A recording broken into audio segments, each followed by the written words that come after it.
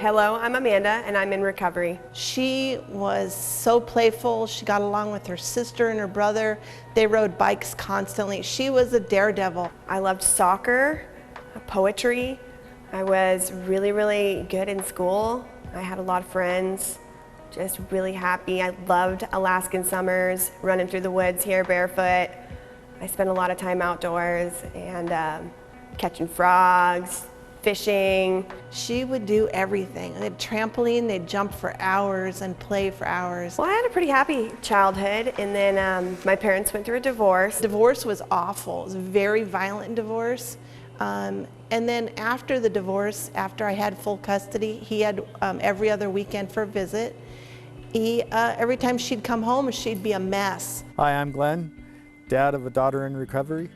Well, I was really depressed from the time I was like 13 on, and so I had issues with cutting, and I feel like that was kind of where my addiction stemmed from, was hurting myself and not knowing how to deal with pain. And then I discovered drinking, and drugs came along with that, and friends that were doing the same thing, and it sort of just tapered into a full-blown addiction by the time I was 18. She called up and was in Vegas and had run away. We got her a ticket, got her up here.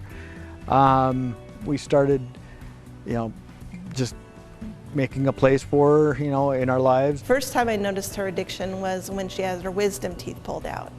And I had been told, my husband's a recovering addict, had been told that the sign of an addict is they'll get reverse reaction to drugs.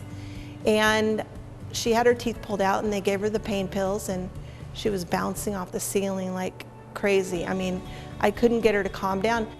I could see something wasn't quite right from the get-go, but that's just because I've got that addict side of me that says, that sees stuff. It wasn't until I had my first daughter at 19 that I realized, even being pregnant, that I couldn't stop. And I wanted to more than anything because I was carrying another life, but I couldn't stop. And that's when I started realizing that I truly had a problem. I had taken her to recovery several times before. She'd always gotten out. And I always, like I said, I felt the underlying truth wasn't there. And she called me one day and she said, I am done. I'm done using. And I need help and I want to get clean. And she called up. And I answered the phone, and she says, I want to get clean.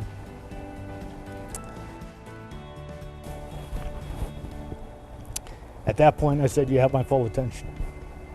Through the course of my addiction, I thought about my mom and my kids a lot, because I have two older kids now, and I was probably 15 miles away from them at any given time here in Wasilla, but I felt like I was a whole earth away because I hadn't spoken to them or hadn't reached out. I could have walked to their house at any point, but I didn't know how to do that, how to reach out to them. I prayed to God that He was going to help, because, like I said, it wasn't just hurting me, it was hurting my wife more, because she wanted her clean. First time I walked into Valley Oaks, I was a little bit ashamed. And I was scared because I had thought that I had a good handle on what I was doing in recovery at that point. And I was starting over in a new program. And it was just so nice. Everybody there was so friendly. There was familiar faces there that I knew in my addiction that had since been in recovery, and they're working there now. And those people were like, we're so happy to have you here. So happy that you're doing this. And I was really scared, so I thought about leaving. And I called my mom and my stepdad, and I was like, I'm leaving now. It was so close. We were praying and praying. We have a friend that works at Valley Oaks, and she was on the phone, and she said, just keep praying, keep praying. If I were to walk out of there, I would have relapsed, and I would have ended up on the street, and that would have been at nobody's fault. I couldn't have turned around and been like, it's my mom and my stepdad's fault. It was my fault, and so that's what drove me to stay. You got to give it to God. You can't do it on your own, and God's the only one that's going to be able to help you, and He's there to help. You just got to ask. The other programs that I know of people completing, They address your addiction and they stop you from using drugs for the time that you're there. But Valley Oaks addresses the trauma and the hurt and the faith and everything that I think a lot of other places cover up, which is the reason why we go to use anyway. You know, and people can believe what they want to believe, I guess, but I know that Jesus is the reason that she is clean and sober today. So it was all like small little victories when I would go in there, or when I would complete something or have a good UA. I was all a little victory, and those are needed when you're fresh in recovery. She said I was kind of jealous because I saw the other girls getting miracles. And I said, honey, your miracle's already been performed. You just have to accept it. I said, your miracle is that you called me that day to get clean, and you have never taken a step backwards from it. I said, that's your miracle from God. And I said, you just have to realize that as a miracle.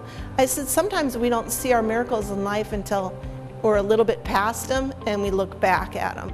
I found that that I'm loved, and that I have integrity, and that I'm worth it, and that no matter what I had done wrong or how far my addiction took me, that I was still worth recovery, and that God still loved me.